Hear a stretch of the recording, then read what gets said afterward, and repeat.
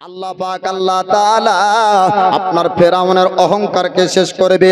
ফেরাউন চিন্তা করেছিল মিশরের মানুষ আমাকে মানে, মিশরের বানি ইসরাইলের ব্যক্তিরা আপনার ফেরাউন যেটা বলতো সেটাই শুনতো, গোলামের কাজ করাতো, আপনার চাকরের কাজ করাতো, চাবুক দিয়ে আঘাত করতো, প্রতিবাদ করার কেউ ছিল না। আপনার মানুষকে অন্যায় ভাবে মারতো, প্রতিবাদ করার আপনার কেউ ছিল না। তাই ফেরাউন চিন্তা করলো আমি যেটাই করি প্রতিবাদ কেউ করে না, আমি যদি নিজেকে স্রষ্টা দাবি করে আমাকে সবাই স্রষ্টা বলে মানতে লাগবে। ফেরাউন মিশরের জমিনে বলেছিল ওরে মিশরের মানুষ তোমরা শুনে নাও, ও মিশরবাসীরা আমি হলাম তোমাদের জন্য আল্লাহ, আমাকে তোমরা আল্লাহ বলে মানো। মানুষ তবু প্রতিবাদ করতে পারলো না, যদি প্রতিবাদ করত তবে মানুষের উপর আপনার আঘাত হতো। আল্লাহ পাক আল্লাহ তাআলা একজন পয়গম্বর একজন নবী আপনার পাঠাবেন, নাম তার মূসা কালিমুল্লাহ। 1,24,000 মতান্তরে 2,24,000 নবীগণকে আল্লাহ পাক পৃথিবীর জমিনে আপনার পাঠিয়েছিলেন। যেই নবীকে যে সমাতে পাঠানোর প্রয়োজন ছিল আল্লাহ পাক ওই নবীকে সেই সমাতে পাঠিয়েছেন। মূসা কালিমুল্লাহকে আল্লাহ পাক আপনার দুনিয়ায় পাঠাবেন। তার পূর্বে আপনার ফেরাউন একটা স্বপ্ন দেখলো, স্বপ্নটা দেখেছিল এমন বাইতুল মুকাদ্দাস থেকে একটা আগুন, জ্বলন্ত আগুন চলে আসছে। মিশরের জমিনের সমস্ত ঘরবাড়িগুলা ওই আগুনের আপনার পড়ে যায়, এমনকি মিশরের রাজপ্রাসাদ আপনার তার রাজত্বগুলো আপনার পড়ে ছারখার হয়ে যাচ্ছে। ফেরাউন রাত্রি বেলায় ভয়ঙ্কর স্বপ্ন দেখলো, দিনের বেলাতে আপনার রাজপ্রাসাদের মন্ত্রীকে ডাক দেয়, রাজপ্রাসাদের সেনাবাহিনীদেরকে ডাক দিল, রাজপ্রাসাদের মানুষদেরকে বলল। ফেরাউন বলল ও আমার রাজপ্রাসাদের মানুষেরা আমি রাত্রি বেলায় ভয়ঙ্কর একটা স্বপ্ন দেখলাম। কি স্বপ্ন দেখেছেন রাত্রি বেলায়? ফেরাউন বলতে শুরু করলো বাইতুল মুকাদ্দাসের দিক থেকে একটা জ্বলন্ত আগুন আসছে মিশরের জমিনে, এবং মিশরের ঘরবাড়িগুলো ওই আগুনে জ্বলে পড়ে ছাই হয়ে যাচ্ছে, এমনকি আমার রাজপ্রাসাদ আমার রাজত্ব পর্যন্ত জ্বলে গেল। এমন একটা আজব স্বপ্ন দেখতে পেলাম। তারা বলল ফেরাউন ওগো রাজা আপনার স্বপ্নের মানে যদি আপনি জানতে চান, যুগের বড় বড় স্বপ্নের দাবিকারী ব্যক্তিদেরকে আপনাকে ডাকতে হবে, আপনার স্বপ্নের মানে তারা বের করবে। এবার সেই যুগের বড় স্বপ্নের মানেকারী তাদেরকে আপনার ডাক দেওয়া হলো। এবার ফেরাউনের কাছে আসলো, আসার পরে এসে বলল ওগো রাজা ফেরাউন আপনি একটু বলুন আপনি রাত্রি বেলায় কি স্বপ্ন দেখলেন?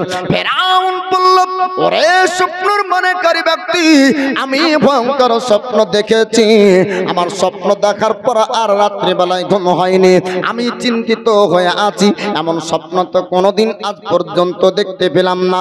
কি স্বপ্ন দেখলেন? বলে জ্বলন্ত আগুন আমার মিশরকে জ্বালিয়ে দিচ্ছে, এই স্বপ্নের মানে কি হবে? আর আপনার বলল ওগো রাজা ফেরাউন আপনার এই স্বপ্নের মানে হবে এই বানি ইসরাইলের মধ্যে একজন ব্যক্তি আসবে যে আপনার রাজপ্রাসাদকে ধ্বংস করবে, অহংকারকে তাবা করবে, আপনার গৌরবকে ধ্বংস করে দিবে, আপনার রাজত্ব থাকবে না, আপনি রাজা থাকবেন না, আপনার হুকুম আর মিশরের জমিনে চলবে না। এমন কথা শোনার পর আপনার ফেরাউন বলল হামান রে তবে কি করতে হবে? বানি ইসরাইলের মানুষদের উপর কি করব? এমন একজন ব্যক্তি যদি চলে আসে আমার অহংকারকে তাবা করবে, তবে পৃথিবীতে এখনো পর্যন্ত যেহেতু আসেনি সেহেতু এখনো অনেক আপনার সময় আছে। হামান জানতো না আল্লাহ পাক আল্লাহ তাআলা পৃথিবীর জমিনে যাকে আপনার জিন্দা রাখবে জগতের শক্তি তাকে মারতে পারবে না। জোরে বলুন আল্লাহ যাকে রাখবে পৃথিবী মারতে পারে বা, আর আল্লাহ যাকে মারবে জগৎ রাখতে পারে না। ডক্টরের কাছে আমরা যাই, ভরসা হলো আল্লাহর উপর। আল্লাহ যদি ভালো করে তবে আপনার ভালো হবে, আল্লাহ যদি ভালো না করে আপনার ভালো হবে না। ডক্টর হলো আপনার মাধ্যম, অপারেশন করার পরেও রোগী মারা যায়, আবার বিনা অপারেশনেও মানুষ বেঁচে যায়, এ হয় না? একই রোগ, একজন গরিব ব্যক্তির অপারেশন করার টাকা নাই, কি করবো? আল্লাহ তুমি যা করবা তাই ভালো হবে, থাকো। থেকে যাওয়ার পরে 2 বছর 3 বছর বেঁচে যায়, আর আরেকজন ব্যাঙ্গোলার থেকে মরা লাশ আসে, হয় না? তো আল্লাহ যাকে রাখবে জগৎ মারতে পারবে না, আল্লাহ যাকে মারবে জগৎ রাখতে পারবে না। এবার হামান বলল, ফেরাউন একটা সুযোগ রয়েছে, আপনি যদি শুনেন তবে আপনার ক্ষতি হবে না, রাজপ্রাসাদ তাবাহ হবে না, রাজপ্রাসাদ ধ্বংস হবে না, আপনার অহংকারটাও ধ্বংস হবে না, আপনি রাজা থেকে যাবেন, মিশরবাসী আপনাকে রাজা বলে মানবে, আপনাকে মিশরবাসী আপনার উপর সিজদা করবে, আপনাকে মিশরবাসী যেমনটা ভাবে মানছে তেমনটা ভাবে মানবে। তবে হামান বলল, একটা কথা শুনতে হবে। বলে কি কথা শুনতে হবে? বলে বনী ইসরাইলের যত বাচ্চা জন্মগ্রহণ করবে প্রত্যেকটি বাচ্চাকে মেরে দিতে হবে, এমনকি আপনার প্রত্যেকটি বাচ্চা জন্মের পরে মারতে শুরু করল। এবার ফেরাউন আপনার মিশরের বাজারে একটা এলান করেছিল। রাজা বলল, মিশরের জমিনে যত বনী ইসরাইলের বাচ্চা জন্মগ্রহণ করবে প্রত্যেকটি বাচ্চাকে মেরে দিতে হবে, একটা বাচ্চা আপনার জিন্দা থাকবে না। দাইমা তাদেরকে ব্যবহার করলো, দাইমাদেরকে বলল, তোমরা প্রত্যেকটি বাচ্চার খোঁজ আমাদের সেনাবাহিনী পর্যন্ত দিবে, ফেরাউনি সেনাবাহিনীর কাছে তোমরা খবর পৌঁছিয়ে দিবে। বেতন দিয়ে আপনার দাইমা রেখে দিল। এবার ওই সময় যত বাচ্চা জন্মগ্রহণ করত ওই দাইমা দেখে দেখে দেখে দেখে ফেরাউনি সেনাবাহিনীদের কাছে আপনার খবর নিয়ে চলে যেত। যতটা বাচ্চা আপনার জন্মগ্রহণ করত এই ফেরাউনি সেনাবাহিনীদের কাছে এ দাইমা নিয়ে যে খবরটা আপনার পৌঁছিয়ে দিত। এবার আপনার বাচ্চা জন্মগ্রহণ করে, মাদের অন্তরে ভয় আসলো, মা আপনার চাই না, বাচ্চাকে জন্ম দেওয়ার পরে তার মরা মুখ আপনার দেখতে চাই। দুনিয়াতে 2 বছর 3 বছর আদর ভালোবাসা কিছুই করলো না, তারপরেও দেখবেন যে বাচ্চা যদি মরা বাচ্চা হয় তো ও মায়ের চোখ দিয়ে পানি ঝরে না? ঝরে না বাবা? চোখে দিয়ে পানি ঝরে, কারণ ও মা জানে 10 মাস 10 দিন 9 মাস 9.5 মাস এ গর্ভে বাচ্চাকে রাখার কি যন্ত্রণা। হ্যাঁ, এ ছেলে তো বুঝবে না, তো বিয়ে করেছিল, তো বিয়ে করে নতুন বউ নিয়ে বড় সুখের সংসার। আর বৃদ্ধা মা বৃদ্ধ বাপ কষ্ট করে। যুবক ছেলে যুবক ভাইদেরকে বলবো, তোমার মা যদি একবার তোমার আচরণে করো, তুমি যতই সাজদা দাও অতক্ষণ পর্যন্ত জান্নাতি না, যতক্ষণ না মা ক্ষমা করবে। জোরে বলুন সুবহানাল্লাহ। এ মা চাই না যে তার বাচ্চার জন্ম ভূমিষ্ঠ হওয়ার পরে সে কতল হয়ে যাবে। হামান বলল, ফেরাউন আপনি যদি আপনার রাজত্বকে টিকাতে চান আপনাকে একটা কথা শুনতে হবে। যতটা বাচ্চা জন্মগ্রহণ করবে প্রত্যেকটি বাচ্চাকে আপনাকে জবে করতে হবে। বনী ইসরাইলের মধ্যেই একজন ব্যক্তির আপনার জন্ম হবে যে বড় হওয়ার পর আপনার অহংকার গৌরবকে ধ্বংস করবে। ফেরাউন বলল, ওরে হামান, মিশরের জমিনে একটা এলান করে দে, যত আপনার বাচ্চা জন্মগ্রহণ করবে বনী ইসরাইলের মধ্যে সবাইকে জবে করা হবে, নারী ও পুরুষকে পর্যন্ত জবা করা হতো। ওই সময় ফেরাউন বলেছিল, ও নারীরা, তোমাদের গর্ভে যখন বাচ্চা আসবে তখন তোমরা খবর দিবে আমার দাইমাকে। যদি আপনার খবর না দেওয়া হতো ওই মহিলাকে পর্যন্ত আপনার জবে করে দিত। কিতাবের মধ্যে আপনার লিপিবদ্ধ রয়েছে, 1 নয় 2 নয়, ফেরাউন আপনার 12,000 বাচ্চাকে আপনার সেনাবাহিনীদেরকে দিয়ে জবাই করেছিল। কত বাচ্চা? 12,000 বাচ্চা। 12,000 বাচ্চাকে জবাই করার পর ফেরাউন বলল, হামান রে একটা কথা বলতে চাই, আমি 1 নয় 2 নয় কয়েক হাজার বাচ্চা জবাই করলাম, তবে আমার কি ভয় আর থাকবে না? এবার হামান বলল, ও ফেরাউন, আমরা তো বয়সে আপনার বুড়া হয়ে যাব, আস্তে আস্তে আমাদের সময় শেষ হয়ে যাবে, আমরা যখন মরে যাব আপনার রাজত্বকে টিকানোর মানুষ পাবেন না। তার জন্য 1 বছর বাচ্চা মারতে হবে, আর 1 বছর জিন্দা রাখতে হবে, তারা বড় হয়ে আপনার রাজত্বের কাজ করবে। এবার ফেরাউন করলো কি, 1 বছরের বাচ্চা যখন হতো তাদেরকে আপনার কতল করত, আর 1 বছর রেখে দিত। আল্লাহ পাক আল্লাহ তাআলা মুসা কালিমুল্লাহর আমার উপর ইলহাম করে। আল্লাহর নবী মুসা কালিমুল্লাহর আমার অন্তর আপনার চিন্তা হলো গর্ভে আপনার বাচ্চা আছে। আল্লাহ পাক আল্লাহ তাআলা জানিয়ে দেন, আমার বান্দী তুমি চিন্তা করো না, আমার বান্দী তুমি টেনশন করো না, আমি আল্লাহ আমার পয়গম্বর পয়গম্বর মূসাকে আমি আল্লাহ জিন্দা জীবিত রাখবো, জোরে বলুন। আল্লাহ পাক বলছেন, হে আমার বান্দি, তোমার চিন্তা করার কারণ নাই, আমি আল্লাহ জিন্দা রাখবো। তোমার গর্ভে থেকে যে সন্তান আসবে ও আমার মাহবুব বান্দা হবে, জোরে বলুন সুবহানাল্লাহ। এবার মূসা কালিমুল্লাহর মা, তিনি তো মা চিন্তিত হবেনি। আল্লাহ পাক ইলহাম করে, কারো উপর ইলহাম হয় না, মূসা নবীর মার উপর আল্লাহর পক্ষ থেকে ইলহাম হয়। বলে কিভাবে বাঁচবে? আয় আল্লাহ স্রষ্টা, তুমি একটু জানিয়ে দাও, বেঁচে থাকবে, জিন্দা থাকবে তো সত্য, তোমার কথা মিথ্যা হবে না, তবে কিভাবে বেঁচে থাকবে সেটাই একটু জানিয়ে দাও, সে পদ্ধতি অনুযায়ী আমার বাচ্চাকে আমি রাখবো। আল্লাহ পাক আল্লাহ তাআলা আপনার জানিয়ে দেয়, আমার বান্দী তুমি শুনে নাও, চিন্তা করবে না। যখন তোমার বাচ্চা ভূমিষ্ঠ হবে, পৃথিবীর জমিনে যখন তোমার বাচ্চা আসবে, তখন তুমি তাকে স্তন থেকে দুধ পান করাবে। যখন দেখবা অতিরিক্ত কান্না করবে, তখন তাকে কাঠের ওপর ভাসিয়ে দিবে, সিন্ধুকে তাকে ভাসিয়ে দিবে। ফেরাউনিরা যদি জানতে পারে, তখন তাকে তুমি সিন্ধুকে করে ভাসিয়ে দিবে। আল্লাহর পয়গম্বর মূসা কালিমুল্লাহর মা, তিনি আল্লাহ পাকের কাছে আপনার জানতে পারলেন। এবার মূসা কালিমুল্লাহর মা, তিনি আপনার জেনে নিলেন তার বাচ্চা জিন্দা থাকবে, জীবিত থাকবে, চিন্তার কারণ থাকবে না। আল্লাহর নবী মূসা কালিমুল্লাহ, তিনি আপনার পৃথিবীর জমিনে এবার আসছেন। আবার আল্লাহর বান্দি মূসা কালিমুল্লাহর মা আপনার কথা শুনেছিলেন আল্লাহ পাকের কাছ থেকে, যখন আমার বাচ্চা পৃথিবীর জমিনে আসবে, আমি চিন্তা করব না, আমি দুধ পান করাবো।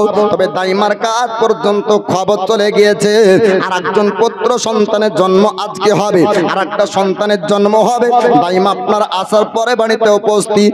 আল্লাহর বান্দি মূসা কালিমুল্লাহর মার অন্তর আপনার ভয় হয়ে গেল। আল্লাহ পাক আল্লাহ তাআলা জানিয়েছেন আমার বাচ্চা জিন্দা থাকবে। তবে ফেরাউনের দাইমা জানতে পারলো, আজ যদি ফেরাউনের সেনাবাহিনীরা জেনে নেয় আমার বাচ্চা তো জিন্দা থাকবে না, তবে আল্লাহর প্রতি ভরসা রেখেছে, আমার বাচ্চা মারা যাবে না, জোরে বলুন সুবহানাল্লাহ। আল্লাহর প্রতি পরিপূর্ণ ভরসা থাকলে কোনো না কোনো উপায় বের হয়ে যায়, তাই না? জি, দেখবেন অনেক সময়তে আপনারাই বলা বলি করেন, সব মানুষই গাহাগাহি করে, কি বলে যে এমন অভাবে ছিলাম গো, চিন্তাই করতে পারলাম না এবার ঈদটা কাটাবো কি করে, হ্যাঁ ছেলে পিলার জামা টামা কিনা হয়নি, কিন্তু এমনই ভাগ্যর গুণ তো কি আমাকে একটা দিক থেকে 10,000 টাকা চলে আসে, যে কোনো একটা উপায় বের হয়ে যায় বাপ। তো ওই রকম আল্লাহর প্রতি ভরসা রাখলে উপায় এমনি চলে আসে, জোরে বলবেন না সুবহানাল্লাহ। অচেনা রাস্তা যখন আল্লাহর প্রতি ভরসা হয়ে যায়, তখন দেখবেন রাস্তার কোন একটা দিক খুঁজে পাওয়া যায়।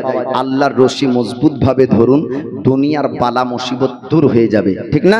তো আল্লাহর পয়গম্বর মূসা কালিমুল্লাহ আসবে, দাইমা রেডি, ফেরাউনিদেরকে বলে দিবে। তো এবার আল্লাহর বান্দি মূসা কালিমুল্লাহর মা বলছেন, স্রষ্টা যেহেতু আমাকে ইলহাম করে জানিয়েছেন, গায়বের আওয়াজ দিয়ে জানিয়েছেন যে আমার পুত্র জিন্দা থাকবে, অতএব চিন্তার কোনো কারণ নাই, যদিও বা আমার দরওয়াজাতে দাইমা থাকে। আল্লাহর পয়গম্বর মূসা কালিমুল্লাহ তিনি আপনার পৃথিবীর জমিনে এবার আসবেন। দাইমা আপনার বলেছিল, ওরে আল্লাহর বান্দি, ও মহিলা, আজকে তোমার গর্ভে থেকে পৃথিবীতে একজন পুত্র সন্তান হবে, এক কন্যা সন্তান হবে। এবার সেই সময় মূসা কালিমুল্লাহর মা বলেছিল, ও ফেরাউনের দাইমা, আমি তো বলতে পারবো না আমার পুত্র না কন্যা। দাইমা বলল, বান্দি রে, ও মহিলা, আজ যদি তোমার পুত্র সন্তান হয়ে যায়, ফেরাউনি পর্যন্ত খবর চলে যাবে। এবার মূসা কালিমুল্লাহর মা দুই চোখ দিয়ে আপনার পানি ঝরতে শুরু হয়ে গেল, কান্না করতে লাগলেন। আল্লাহ পাক আল্লাহ তাআলা বলেছেন, আল্লাহর বান্দিকে আল্লাহ পাক জানিয়ে দেন, বান্দি রে, চিন্তা করবি না, টেনশন করবি না, আমি আল্লাহ পাক যাকে জিন্দা রাখবো জগৎ মারতে পারবে না, আমি আল্লাহ যাকে হেফাজত করব পৃথিবীর কেউ তার আপনার ক্ষতি করতে পারবে না। আল্লাহর নবী মূসা কালিমুল্লাহ তিনি আপনার পৃথিবীর জমিনে যখন আসলেন, আল্লাহ পাক আল্লাহ তাআলা চোখের মধ্যে এমন একটা নূরের জ্যোতি দিয়েছিলেন। আল্লাহর নবী মূসা কালিমুল্লাহর চোখের দিকে আপনার লক্ষ্য করলেন, সঙ্গে সঙ্গে দাইমা বলল, হে বাচ্চারা মা, ওরে মহিলা, শোনো শোনো শোন, আজ পর্যন্ত আমি খবর 1000 বাচ্চা দিয়েছি ফেরাউনি পর্যন্ত, কিন্তু না না, এমন সুন্দর বাচ্চা আমি আজ পর্যন্ত দেখতে পাইনি। চার চোখ থেকে একটা আলোর জ্যোতি বের হয়ে আসে, এমন সুন্দর আমি বালক, এমন সুন্দর বাচ্চাকে ও ফেরাউনের হাত পর্যন্ত দিব না। জোরে বলুন সুবহানাল্লাহ। কিতাবের মধ্যে বলা হয়েছে আল্লাহর পয়গম্বর মুসা কালিমুল্লাহকে একবার যিনি আপনার দেখতেন, সঙ্গে সঙ্গে মুসা কালিমুল্লাহর আপনার মহব্বত করতে লাগতেন, মুসা কালিমুল্লাহর প্রতি আপনার ভালোবাসা চলে আসতো। আল্লাহর পয়গম্বর মুসা কালিমুল্লাহকে দেখার পর দাইমা বলল, ও বাচ্চার মা রে, চিন্তা করিস না, টেনশন করিস না, এই খবর ফেরাউনি পর্যন্ত আমি দিব না। আমি অনেক বাচ্চাকে খবর দিয়ে আমি কতল করিয়েছি। আল্লাহর পয়গম্বর মুসা কালিমুল্লাহ তিনি আপনার দুধ পান করতে শুরু করলেন। এবার মুসা কালিমুল্লাহ তিনি দুধ পান করতে করতে এক নয় দুই নয় আপনার তিন মাস অতিবাহিত হয়ে গেল। 3 মাস পরে আপনার কান্নার আওয়াজ ভেসে আসে। 3 মাস পরে ফেরাউনিরা জানতে পারলো যে একজন বাচ্চা বনি ইসরাইলের মধ্যে এখনো পর্যন্ত জীবিত আছে, জিন্দা আছে। ফেরাউনের সেনাবাহিনী তারা খবর পেয়ে আপনার চলতে শুরু করলো মুসা কালিমুল্লাহর বাড়ির দিকে। আল্লাহর পয়গম্বর মুসা কালিমুল্লাহ 3 মাসের আপনার বাচ্চা পয়গম্বর নবী এবার ফেরাউনের সেনাবাহিনীদেরকে আসার খবর শুনে তিনার বোন আপনার বলেছিলেন, ওগো মা জননী, আপনার পুত্র মুসা মুসাকে আর বাঁচানো সম্ভব হবে না। ফেরাউনের সেনাবাহিনীরা জানতে পেরেছে, ফেরাউনিরা যদি বুঝে নাই তবে আপনার বাচ্চাকে তো কতল করবে, জবাই করে দিবে। সঙ্গে সঙ্গে শোনার পর মুসা কালিমুল্লাহকে 3 মাসের বাচ্চা বাবা সঙ্গে সঙ্গে জ্বলন্ত আগুনের নিচে আপনার ফেলে দিল। জ্বলন্ত আগুনের নিচে আপনার ফেলে দেওয়ার পরে এবার চিন্তা চলে আসলো, চিন্তা করতে লাগলো হয়তো ফেরাউনিরা আমার বাচ্চাকে আপনার জবাই করে দিবে। এত বড় আপনার কষ্ট নিজে আপনার সহ্য করতে পারলো না। সঙ্গে সঙ্গে জ্ঞান হারিয়ে আপনার বেহুশ হয়ে যায়, আপনার বেহুশ হয়ে গেল। ফেরাউনের সেনাবাহিনীরা ঘরের মধ্যে প্রবেশ করলো, ডান দিকে বাম দিকে আপনার চতুর্দিক লক্ষ্য করলো, কিন্তু আপনার দেখতে তারা পেল না। আল্লাহ পাক আল্লাহ তাআলা মুসা কালিমুল্লাহকে খোদা লুকিয়ে দিয়েছেন। জোরে বলুন সুবহানাল্লাহ। আল্লাহ তাআলা আপনার ছুপিয়ে নিলেন, লুকিয়ে নিলেন মুসা কালিমুল্লাহকে।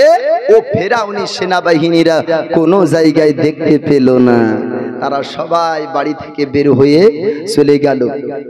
মুসা কালিমুল্লাহর মার এবার আপনার জ্ঞান আসলো। মুসা কালিমুল্লাহর মার আপনার চোখ খুললো, তার বেটিকে জিজ্ঞাসা করে, বেটি রে,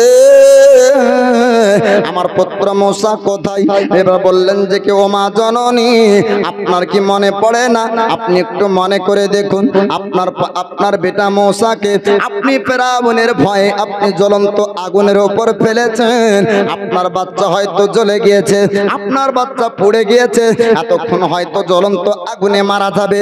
আল্লাহর নবী মুসা কালিমুল্লাহর মা তিনি জ্বলন্ত আগুনকে আপনার দেখতে থাকলেন, কিন্তু না না, জ্বলন্ত আগুনে আপনার আমার মতন ব্যক্তিকে পোড়াতে পারবে, কিন্তু আল্লাহর পয়গম্বর নবীগণ পড়বে না। জোরে বলুন সুবহানাল্লাহ। লক্ষ্য করে দেখা গেল জ্বলন্ত আগুন আপনার ফুল বাগিচায় পরিণত হয়। 3 মাসের বাচ্চা মুসা কালিমুল্লাহর জন্য আগুনের শক্তি পাওয়ার আপনার হার মানলো। জোরে বলুন আল্লাহ পাক আল্লাহ তাআলা আপনার নমরুদের আগুনে একজন পয়গম্বর ইব্রাহিম খলিলুল্লাহকে আল্লাহ পাক ফুল বাগিচা আপনার আগুনের মধ্যে বানিয়েছিলেন। ইব্রাহিম খলিলুল্লাহকে আগুন জ্বালাতে পারেনি, ঠিক না? জ্বালাতে পেরেছে? জ্বালাতে পারেনি। তো এইদিকে মুসা কালিমুল্লাহ 3 মাসের বাচ্চা জ্বলন্ত আগুনের উপর জ্বলে না। মুসা কালিমুল্লাহ আরাম করে বসে আছেন। মুসা নবীর মার এবার বিশ্বাস চলে আসলো, আল্লাহ যেহেতু বলেছেন আমার বাচ্চা জিন্দা থাকবে মিশরের জমিনে, এ বাচ্চাকে কেউ মারতে পারবে না। জোরে বলুন সুবহানাল্লাহ। এবার ফেরাউনেরা জানতে পারলো যে একটা পুত্র এখানে আছে, সন্দেহ তাদের ঢুকে গেল। মুসা কালিমুল্লাহর মা চিন্তা করলেন এরকম করে বাচ্চাকে কতদিন লুকিয়ে রাখবো। আল্লাহ পাক যেহেতু আমাকে বলেছে সিন্ধুকে করে ভাসিয়ে দিতে হবে, কাঠের একটা বাক্স করতে হবে, ওই বাক্সতে দরিয়ায় ভেসে দিব, আর দরিয়ায় ভাসতে থাকবে, আমার বাচ্চাকে আল্লাহ পাক জিন্দা রাখবে। আল্লাহ পাক আল্লাহ তাআলা আবার জানিয়ে দেন, ওরে আমার বান্দি চিন্তা করো না, টেনশন করো না, তোমার বাচ্চা যখন তোমার বাচ্চাকে দরিয়ায় ভাসিয়ে দাও, আমি আল্লাহ তাকে জিন্দা রাখবো, আমি আল্লাহ তাকে ভালো করে রাখবো, আমি আল্লাহ পুনরায় দরিয়া থেকে উঠাবো। ওরে আমার বান্দি চিন্তা তুমি করো না। আল্লাহ পাক আল্লাহ তাআলা বললেন, বান্দি রে শুধু আমি জিন্দা রাখবো না, জিন্দা রাখবো না, ওই দরিয়া থেকে উঠিয়ে আমি আবার তোমার কোলেই ফিরে দিব। জোরে বলুন সুবহানাল্লাহ। আল্লাহর নবী মুসা কালিমুল্লাহ এবার আপনার দরিয়ায় ভাসবে। বাবা একটু আপনার মন দিয়ে শুনবেন, আল্লাহর নবী মুসা কালিমুল্লাহকে ভাসানোর জন্য তিনার মা জননী আপনার চলতে শুরু করলেন এমন একটা জায়গাতে, যেই জায়গাতে আপনার কাঠের বাক্স বানানো হতো। ফার্নিচারের কাছে যাবার পর আপনার বলল কাঠের একটা বাক্স বানাবো, ওই কাঠের বাক্সর প্রয়োজন আছে। ওই দোকানদার বলল, ও বান্দি রে, ওরে মহিলা শোন শোন, কাঠের বাক্স তুই কি করবি? সত্য কথা আপনার বলেছিলেন পয়গম্বর মুসা কালিমুল্লাহর মা, তিনি বললেন আমার একটা পুত্র বাচ্চা আছে, আমার একটা পুত্র সন্তান আছে, আমি দরিয়াতে ভাসিয়ে দিতে চাই। আমার চোখের সামনে ফেরাউনিরা জবে করবে, আমি সহ্য করতে পারবো না। আল্লাহর প্রতি ভরসা করে আমি দরিয়ার উপর ছেড়ে দিব। যদি আল্লাহ জিন্দা রাখে, যদি আল্লাহ বেঁচে রাখে, আমার বাচ্চা বেঁচে থাকবে। আল্লাহ যদি আপনার বেঁচে না রাখে, আমার বাচ্চা আপনার বেঁচে থাকবে না। এই রকম কথাবার্তা আপনার বলা হলো। আল্লাহর পয়গম্বর মুসা কালিমুল্লাহর মা এবার ওই দোকান থেকে কাঠের বাক্স কিনলেন। একজন বুড়ি খবর পাওয়ার পর একজন মহিলা আপনার খবর শুনলো, বানি ইসরাইলের মধ্যে একটা বাচ্চা এখনো পর্যন্ত জিন্দা জীবিত আছে। মিশরের জমিনে এত বাচ্চা জবাই হলো, তারপরেও একজন জিন্দা থাকে। এই খবরটা যদি আমি মিশরের রাজা পর্যন্ত পৌঁছে দিতে পারি, তবে বড় ইনাম পুরস্কার হয়তো আমি পেয়ে যাব। এই পুরস্কার নেবার জন্য ওই মহিলাটা আপনার চলে গেল খবর দেওয়ার জন্য। দরওয়াজাতে প্রবেশ করতে না করতে আল্লাহ পাক আল্লাহ তাআলা তার জবানে তালা মেরে দেয়। জোরে বলুন, জবানে তালা লেগে গেল।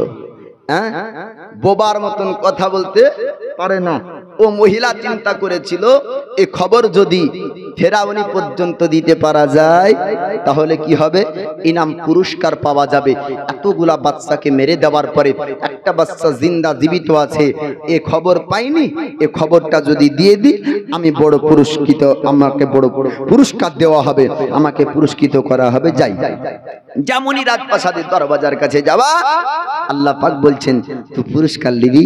হ্যাঁ, তোর জবান আমি তালা মারবো। লেধিনি কি করে নিবি? কথা যাই বলতে আর পারে না, বোবা। এবার ইশারা করতে যায় তো ভুল ইশারা হয়। ইশারা করতে গেলে কি হয়? ভুল ইশারা হয়ে যায়। জি বাপ, বোবারা যখন কথা বলে দেখবেন ইশারা করে তো আমরা বুঝতে পারি নাকি এই করলে খাবে, তাই না? তো ও ইশারা করে এক, হয়ে যায় আরেক, মানে ভুলভাল ইশারা হয়ে যায়। এবার ফেরাউনিরা জানতে পারার পরে এ তো পাগলি এসেছে, মার ওকে, ভাগা। মারার পরে তাকে তাড়িয়ে দিল। বাইরে যেমনই বের হয়ে আসলো আবার জবান খুলে যায়। আবার বললো এবার হয়তো বলতে পারবো, যাই ভিতরে। ভিতরে যাওয়ার পর আবার জবানে তালা লেগে গেল। আবার বাইরে আসে, কয়েকবার এরকম করলো। শেষবারের মতন বলে, স্রষ্টা ওগো রব, ওগো প্রতিপালক আল্লাহ, আমি বুঝে নিয়েছি তুমি তোমার তুমি এই বাচ্চাকে জিন্দা রাখতে চাও, জীবিত রাখতে চাও, তাই এ খবর দিতে দিবে না। তার জন্য আমার তালা বন্ধ করে দিচ্ছ, জবান বন্ধ করে দিচ্ছ। আমাকে এবারের মতন জবান ফিরিয়ে দাও, আমি আর এ খবর ফেরাউনি পর্যন্ত দিব না। জোরে বলুন সুবহানাল্লাহ। যেমনই অঙ্গীকার করলো, ওয়াদা করলো, আপনার অন্তর থেকে তওবা করলো, আল্লাহ পাক তওবা কবুল করে নিয়ে ওই জবানকে আবার ফিরিয়ে দিল। আর আমাদের তওবা আস্তাগফিরুল্লাহ আস্তাগফিরুল্লাহ আরবিতে পড়লে হবে না বাপ। তওবার নাম হলো কি? যে প্রকৃত অন্তর থেকে গুনাহের কাজকে, খারাপকে ঘৃণা করে আর পুনরায় না করার নাম হলো প্রকৃত তওবা, তাই না? তো এই ফেরাউনির সেনাবাহিনী পর্যন্ত তো খবর পেল না।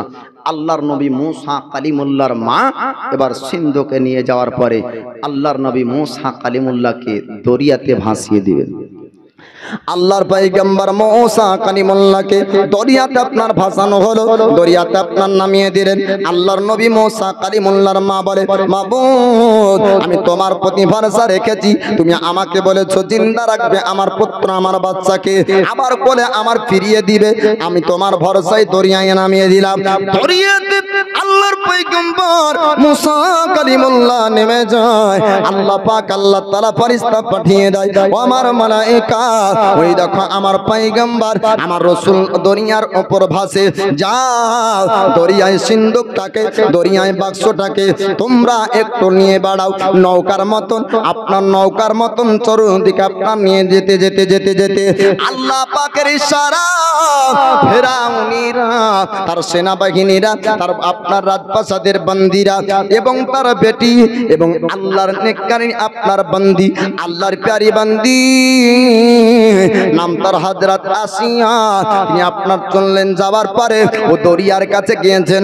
ফেরাউনের বেটি আপনার গোসল করবে এমন একটা অসুখ হয়েছিল। কবিরাজ মহাশয় বলেছিল, ও রাজা ফেরাউন ওই দরিয়াতে গিয়ে যেতে হবে, অপরিচিত একজন ব্যক্তির চেহারা দেখানোর পরে ও ব্যক্তি দ্বারা আপনার বেটি ভালো হবে না, কেউ ভালো করতে পারবে না, তার জন্য দরিয়ার কাছে যায়, আপনার দরিয়াতে গোসল করবে। আল্লাহ আপনার ফেরাউনের সেনাবাহিনীরা তারা পর্যন্ত ওখানে উপস্থিত ছিল। এবার মহিলারা গোসল করতে করতে লক্ষ্য করলো দরিয়াতে একটা কাঠের বাক্স ভাসে, একটু বাচ্চার কান্নার আওয়াজ আপনার চিৎকার আসে। সঙ্গে সঙ্গে ফেরাউন সেনাবাহিনীকে বলল, ওই দরিয়ার মাঝ থেকে বাক্সটাকে কিনারায় লাগাতে হবে। আল্লাহর পয়গম্বর আপনার মূসা কালিমুল্লাহর বাক্সকে ফেরাউনের সেনাবাহিনীরা কিনারায় লাগালো। এবার ফেরাউন বলল, ও সেনাবাহিনীরা একটু ভিতরটাকে দেখো তার মধ্যে কি আছে। তারা আপনার চেষ্টা করলো, কিতাবের মধ্যে বলা হয়েছে, কিন্তু তারা আপনার পারল না, তাদের শক্তি হার মানলো, তাদের ক্ষমতা আপনার হার মানলো, যত চেষ্টা করলো একবারের জন্য খুলতে পারলো না। আপনার আল্লাহর প্যারি বান্দি হযরত আসিয়া বললেন, ও সেনাবাহিনীরা তোমরা সরে যাও, আমি আসি একবার দেখতে চাই এই বাক্সটা খোলা সম্ভব হবে কিনা।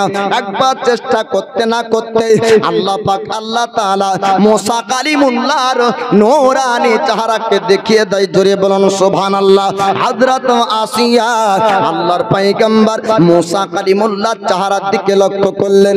আল্লাহ পাক আপনার চোখের মধ্যে মূসা নবীর আপনার নূর দান করেছিলেন।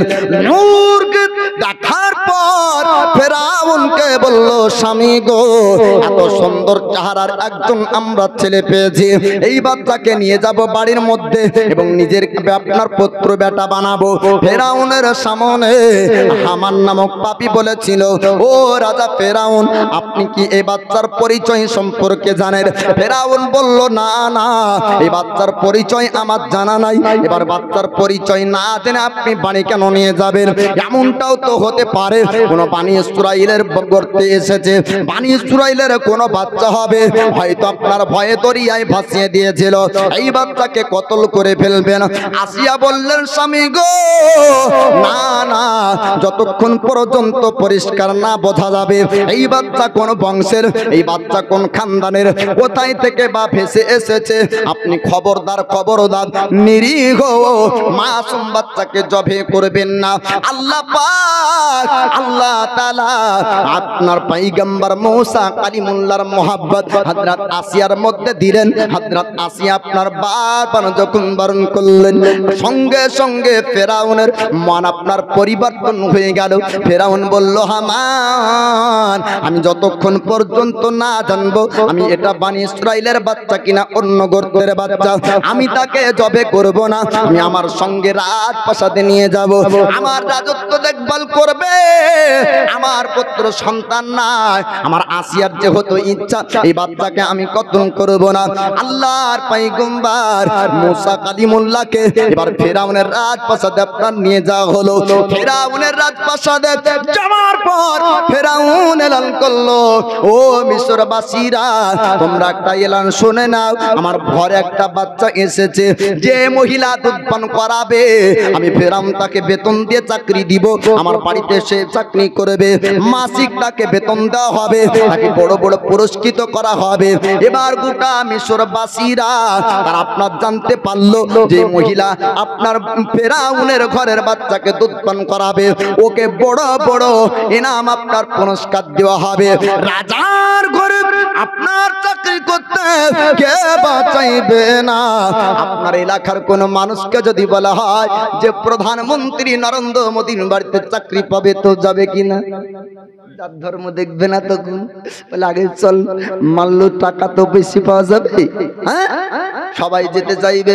ফেরাউন আপনার মিশরবাসীকে বলল, ও মিশরবাসীরা, তোমরা শোনো শোনো, আমার ঘরের বাচ্চাকে যদি দুধ পান করাও তবে তোমাদেরকে বেতন দেওয়া হবে, তোমাদেরকে অনেক টাকা দেওয়া হবে, পয়সা দেওয়া হবে।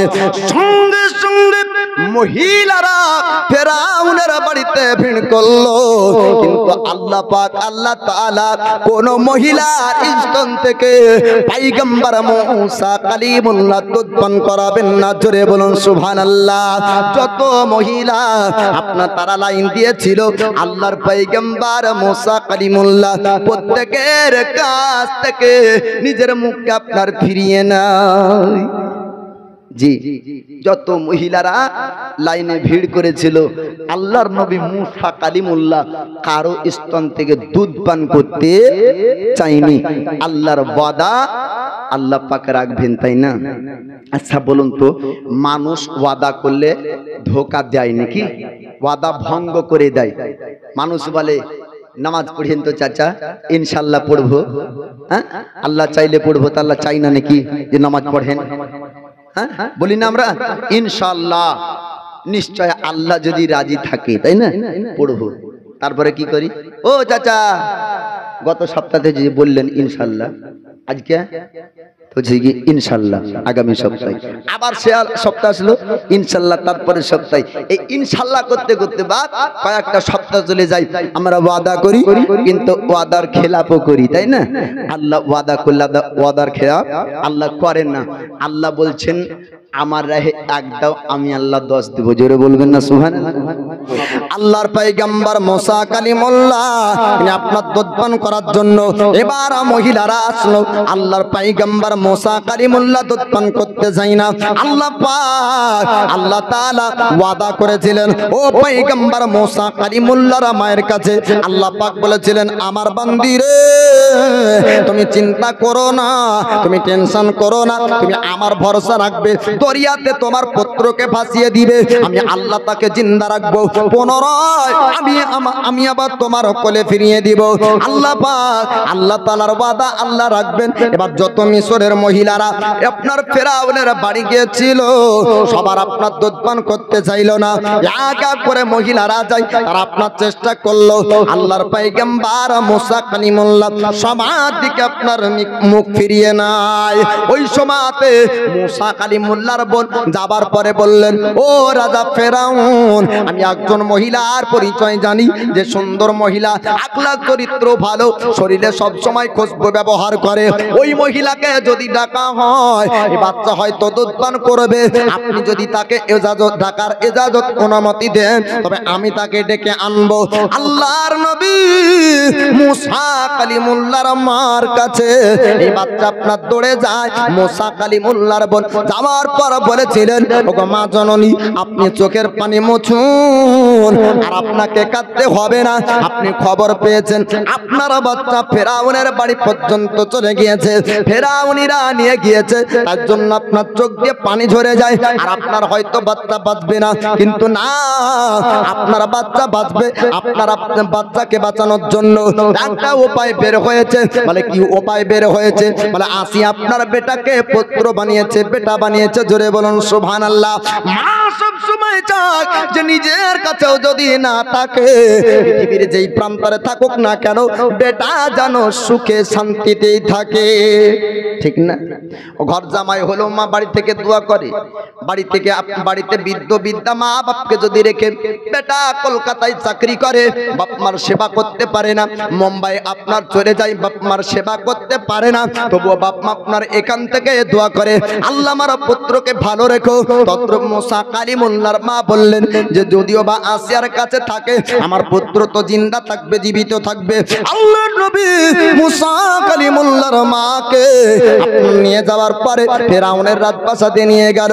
ফেরাউনের রাজপ্রাসাদে যাওয়ার পর যখন মুসা কালিমুল্লাহর কাছে যান, আর চেষ্টা করতে হয় না, আল্লাহর পয়গম্বর মুসা কালিমুল্লাহ সঙ্গে সঙ্গে তিনার মা জননী দুধ পান করতে লাগলেন। জোরে বলুন সুবহানাল্লাহ। মুসা কালিমুল্লাহর সঙ্গে সঙ্গে আপন মার চেহারা দেখতে পেয়ে দুধ পান করতে আপনার শুরু করে দিলেন।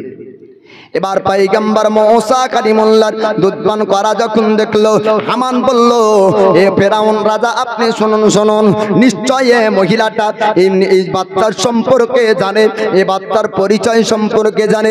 মিশরের জমিন থেকে কত আপনার রমণীরা আসলো, মিশরের জমিনের কত মহিলারা আসলো, এর থেকে সুন্দর চেহারার মানুষ এসেছিল, কিন্তু বাচ্চা দুধ পান করলো না।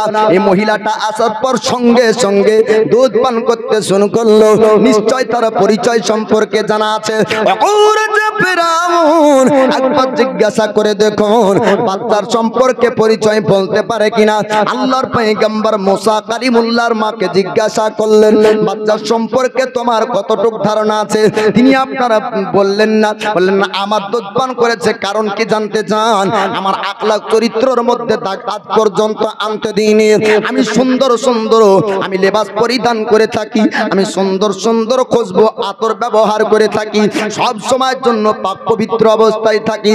আপনি দেখতে পাচ্ছেন না বাচ্চার চেহারাতে একটা উজ্জ্বল চেহারা পাওয়া যায়। বাচ্চা হয়তো সব মহিলাকে পছন্দ করলো না, তার জন্য বাচ্চা সবার দুধ পান করতে চায়নি। ফেরাউন আপনার চুপ করে গেল। আল্লাহর পয়গম্বর মুসা কালিমুল্লাহ ফেরাউনের বাড়ি আস্তে আস্তে আপনার বড় হতে শুরু করলো। আল্লাহর নবী মুসা কালিমুল্লাহ দুধ পান করার মৌসুম টাইম পর্যন্ত নিজের মা জননীর দুধ পান করেছিলেন। জোরে বলুন সুবহানাল্লাহ। ফেরাউন আপনার মিশরের বাজারে, মিশরের জমিনে আপনার এলান করেছিল, আনা রাব্বুকুমুল আলা, আমি হলাম মিশরের বড় আল্লাহ। আল্লাহ পাক আল্লাহ তাআলা বললেন, ফেরাউন রে, আমি তোকে সৃষ্টি করলাম, আমার সৃষ্টি হয়ে তোর মধ্যে এত অহংকার, আমার সৃষ্টি হয়ে তোর মধ্যে এত গৌরব, আমি তোকে শক্তি পাওয়ার দিলাম, আমি তোকে রাজত্ব দিয়েছি, আমি তোকে রাজা বানালাম। আজকে তোর রাজত্ব পেয়ে তুই রাজা হয়ে আজকে ক্ষমতার বলে নিজেকে আল্লাহ দাবি করিস। আমি তোকে তোর অহংকারকে ধ্বংস করব একজন পয়গম্বর পাঠিয়ে। মুসা নবীকে আল্লাহ পাক পাঠাবে, আর মুসা নবীকে মারার জন্য ফেরাউন 12,000 বাচ্চাকে জবে করলো। আল্লাহ পাক আল্লাহ তাআলা ও মুসা কালিমুল্লাহকে তারই ঘরে বড় করেন। জোরে বলো জি। যে কারণের জন্য 12,000 বাচ্চা জবে হলো, ও ফেরাউনের বাড়িতেই আল্লাহর নবী মুসা কালিমুল্লাহ বড় হয়। আল্লাহ কি না পারে বাপ। তো বাপ, এ মুসা কালিমুল্লাহর ফেরাউনের ঘরে আপনার দুধ পান করার থেকে আরম্ভ করে 12 বছর বয়সে একজন ব্যক্তিকে কতল করেছিল আপনার এক থাপ্পড়ে। জি, এক থাপ্পড়ে তার জীবন চলে গিয়েছিল। ও ফেরাউনের রাজপ্রাসাদের এক বাবরচির। তারপর থেকে অনেক ঘটনা আছে, নীল নদীর ঘটনা, আপনার নীল নদীর ঘটনা, অনেক লম্বা চওড়া ঘটনা। আপনাদের বসে থাকা মানুষদের জন্য একটি কথা বলবো, আল্লাহর পরীক্ষা কোন মুহূর্তে কোন সময়তে কার দ্বারাতে কিভাবে হয় এটা কারো জানা থাকে না। এটা ঠিক বললাম না ভুল বললাম? এ বানি ইসরাইলের মধ্যে তিনজন ব্যক্তি ছিল বাপ। যদি সময় থাকে ঘটনাটা বলবো। আপনার যেখানে ঘটনা মুসা কালিমুল্লাহকে রাখলেন এখানে অবশ্যই শোনাবো, তবে আজ এই যে চাইছি বারবার আপনারা বসে আছেন তো মনে করবেন যে মৌলবীদের এইগুলা মাইক স্টেজে বলে বলে অভ্যাস তাই বলছে, কিন্তু আল্লাহর পরীক্ষা আপনার উপরে খালি না মৌলবীর উপরেও হবে। আল্লাহর পরীক্ষা আল্লাহর হার প্রত্যেকটি বান্দা বান্দির উপর কোন কোন মুহূর্তে আসবেই, সমস্ত দিক দিয়ে পরীক্ষা হবে, তবে আমরা অধম বুঝতে পারি না। এই বানি ইসরাইলের মধ্যে তিনজন এমন ব্যক্তি ছিল, একজন ফুলপড়া, একজন আপনার দুই চোখ কানা, একজন দুই পা আপনার ন্যাংড়া, আপনার পা ন্যাংড়া, হাঁটতে পারতো না। এমন তিন অসহায় ব্যক্তিকে বানি ইসরাইলের মানুষরাও ঘৃণা করত, মিশরের মানুষরা ঘৃণা করত। তারা বলল, স্রষ্টা ওগো প্রতিপালক রব, আমাকে তুমি সৃষ্টি করে দুনিয়াতে পাঠিয়েছো, তোমার সৃষ্টির মধ্যে মানব জাতিরা আমাদেরকে এত ঘৃণা কেন করে? কোন পাগল দেখলে ঘৃণা করবেন না বাপ। জি, বড় লোক বাড়ি দেখে বলবেন না যে আল্লাহ তাকেই ভালোবাসে। একজন গরিবকে দেখে, কানাকে দেখে, অন্ধকে দেখে আল্লাহর শুকরিয়া করুন, আল্লাহ তুমি এটা তোমারই বান্দা পাঠিয়েছো, তার মতন না বানিয়ে আমাকে সুস্থ শরীর দিয়েছো, তোমার লাখ শুকরিয়া। জোরে বলুন সুবহানাল্লাহ। এবার বানি ইসরাইলের তিনজন ব্যক্তির কথা আপনাদেরকে বলবো বাবা। তারা বলল, আল্লাহ আমাকেও সৃষ্টি করেছো, পৃথিবীর জমিনে পাঠিয়েছো, আমাকে মানবের মধ্যে বানিয়েছো, আমিও তোমার বান্দা একজন হয়েছি, আমার দুই চোখ নাই বলে আমাকে মানুষ ঘৃণা করে। আল্লাহ পাক আল্লাহ তাআলার পরীক্ষা আবার একটু শুনবেন বাবা। আল্লাহর পরীক্ষা আপনার কেমন হবে? ফুলপড়া বলল, মা বোন আমাকে পৃথিবীর জমিনে পাঠিয়েছো, মানব করে আমাকে মানুষ করে দিয়েছো, আমাকে মানুষ করে পাঠালে তোমার বান্দা আমাকে ঘৃণা করে, মানুষ আমাদেরকে প্রাধান্য দেয় না, মানুষ আমাদেরকে সমাজে জায়গা দেয় না, মানুষ আমাদেরকে দেখার পরে ঘৃণা করে। তিনজন ব্যক্তি যাওয়ার পর একটা জায়গায় বসে গেল। আল্লাহ পাককে ডাকে, মাবুদ যে সমাজে জায়গা নাই, যে সমাজে আমাদেরকে ঘৃণা করবে, ওই সমাজে থাকতে চাই না, পৃথিবীর যেই জায়গায় তুই চোখ যাবে চলে যাব। আল্লাহ পাক আল্লাহ তাআলা রহমতি ফেরেশতা পাঠিয়ে দেয়, মানবের রূপ ধারণ করে আল্লাহর ফেরেশতা আপনার আসলো। আসার পরে বলল, আল্লাহর বান্দা মনে চিন্তা করবে না, একজন স্রষ্টা প্রতিপালক রব আছে, বিশ্বাস রাখো। জোরে বলবেন না সুবহানাল্লাহ। আল্লাহর ফেরেশতা মানুষের রূপ ধারণ করেছে, তারা তো চিন্তা করছে এটা মানুষ, কিন্তু বাস্তবে মানুষ না। মানুষ কি ফেরেশতা তো টিপে দেখবে না বাপ, কথা বলছে, কথাবার্তা চলছে, কে কখন কার রূপ ধারণ করে কেউ জানেন না।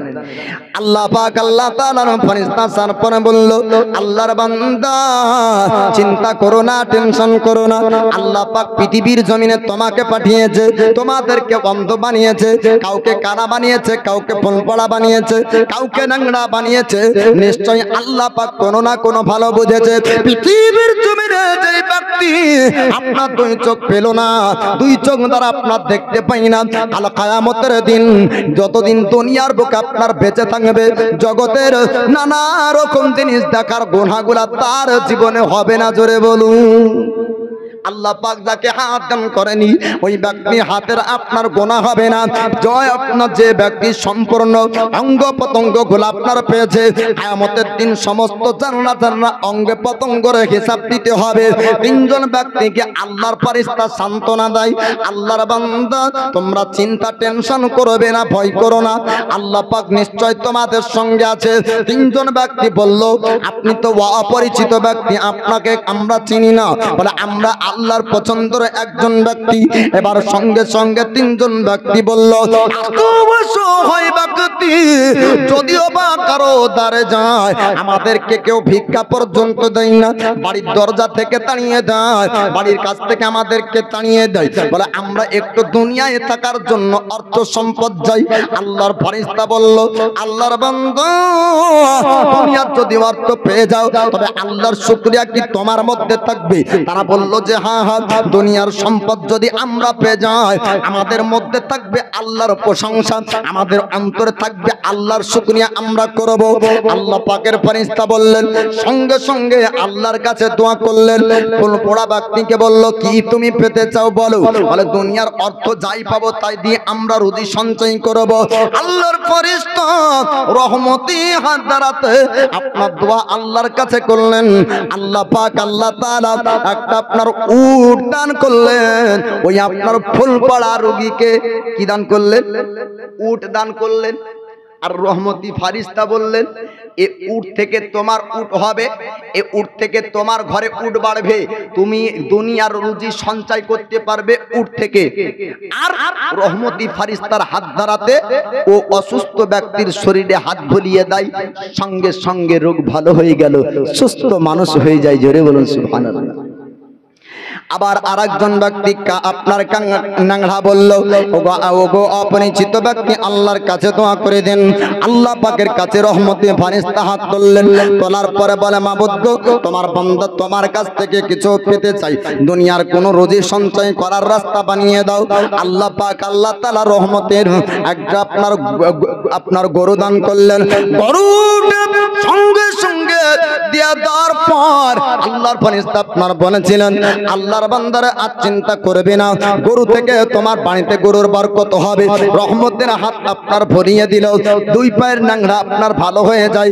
আল্লাহর ফেরেশতা আবার কানাকে বলল, তুমি কি পেতে চাও? বলে, আমিও রুজি সঞ্চয় করার কোন একটা মাধ্যম নিতে চাই। আল্লাহ পাকের ফেরেশতা আল্লাহর কাছে দোয়া করলেন। আল্লাহ পাক আল্লাহ তাআলা একটা বকরি আপনার ছাগল দান করলেন। বকরিটা আপনার দেওয়ার পরে আল্লাহর ফেরেশতা আপনার হাত ভরিয়ে দেয়, দুই চোখের আপনার জ্যোতি পাওয়ার আপনার ফিরে আসলো। জোরে বলুন সুবহানাল্লাহ। অনেক দিন কেটে যায়, আস্তে আস্তে ঘরে তাদের বরকত হতে শুরু হলো। উটওয়ালার আপনার অর্থ সম্পদ বেড়ে গেল, গরুওয়ালাকে আপনার অর্থ সম্পদ আল্লাহ পাক দিলেন। খোদার পরীক্ষা আপনারা শুনতে থাকবেন বাবা। এত আপনার ঘরে বরকত হতে লাগলো, বরকত হতে হতে তারা একজন ধনীতে পরিণত হলো। বনি ইসরাইলের অসহায় তিনজন ব্যক্তি যখন আপনার ধনী হয়ে গেল, আল্লাহ পাক আল্লাহ তাআলা এবার পরীক্ষা করার জন্য ও রহমতের ফেরেশতাকে আবার পৃথিবীর জমিনে আপনার পাঠিয়ে দেয়। মানব রূপ ধারণ করে ওই ব্যক্তি আবার পুনরায় আসলো, অন্য রূপ ধারণ করে ফুল পড়ার কাছে যায়। ফুল পড়াকে বলল, আল্লাহর বান্দা, আমি একজন ফুল পড়া ব্যক্তি, আমি তোমার কাছে এসেছি, একটু তুমি সাহায্যের হাত বাড়িয়ে দাও। এবার ফুল পড়া বলল, আমার দরবারে আমার কাছে সাহায্যের মতন কিছু নাই, তুমি চলে যাও।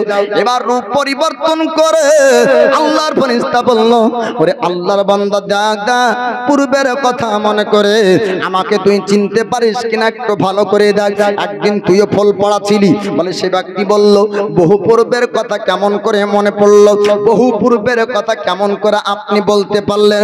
পৃথিবীর জমিনে আজ পর্যন্ত আমার অতীতের কথা কোনোদিন বলিনি, আমার অতীতটা জগৎবাসী কেউ জানে না, আপনি আমার অতীতটা জানলেন কি করে? এবার রূপকে পরিবর্তন করার পর বললেন, ও আল্লাহর বান্দা, একটু ভালো করে দাও, আমি ও ব্যক্তি যে তোকে উট দান করেছিলাম। জোরে বলো জি। এ রূপ পরিবর্তন করলেন আল্লাহর ফেরেশতা। এই ঘটনা আপনার মাদ্রাসার তালবে ইলমকে বাল্যকালে মাদ্রাসাতে শিক্ষা দেওয়া হয়। বাবা, তামিরে আদাব বলে একটি কিতাব আছে, ছোট্ট চটি কিতাব। এই চটি কিতাবের মধ্যে এই ওয়াকিয়া ঘটনাটা দেওয়া আছে। আজকে বলতে বলতে ওয়াকিয়াটা মনে পড়ে গেল, তাই বললাম। এবার এ অসহায় ও ব্যক্তি যে ফুল পড়া ছিল, আল্লাহর ফেরেশতা ও রূপ পরিবর্তন করে বলে, আপনি আমাকে চিনতে পারছেন? আপনি একদিন এই রকম আমার মতন ফুল পড়া ছিলেন, না চিনতে পারিনি। আপনার অতীতের কথাগুলি যখন খুলে খুলে আল্লাহর ফেরেশতা বলে দিলেন, তার অতীতটা মনে পড়ল।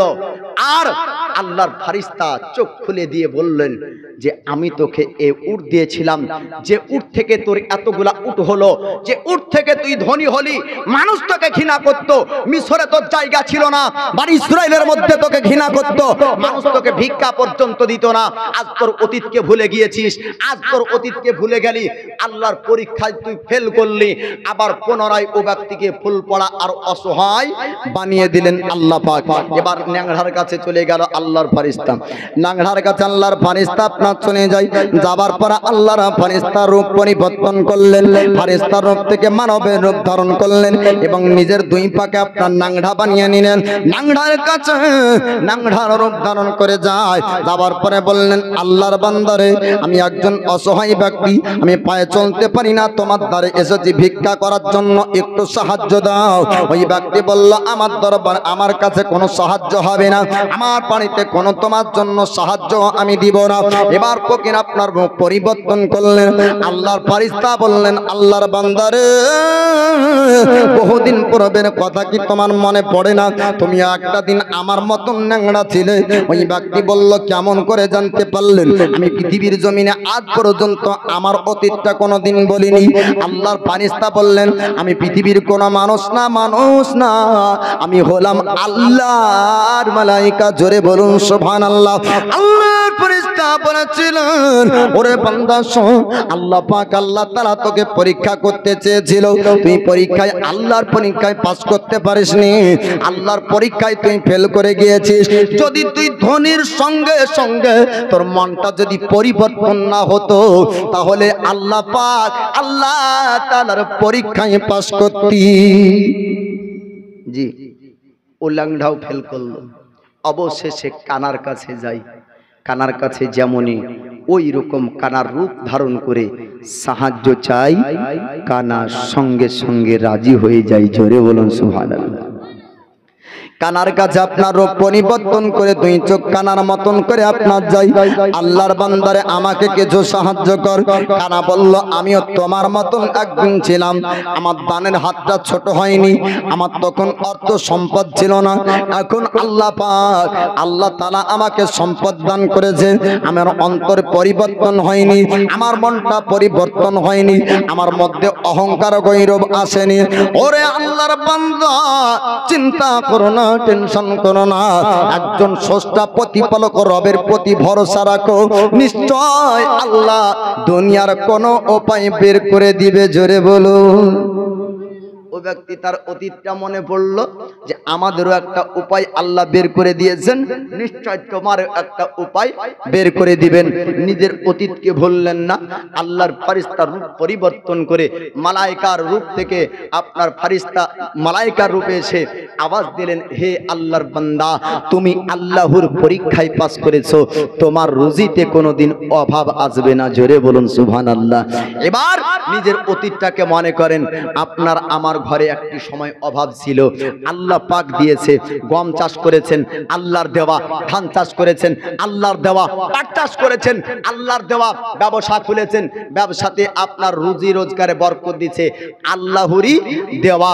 তো আল্লাহর দেওয়া রুজি থেকে এই কবরস্থানের জন্য যদি একজন ব্যক্তি হয়, যে কবর আপনাকে যেতে হবে, আল্লাহর কোরআন বলেন, আইনামা তাকুনু ইদরুকুমুল মাউতু ওয়ালা কুনতুম ফি বুরুজিম মুশাক্কাদা।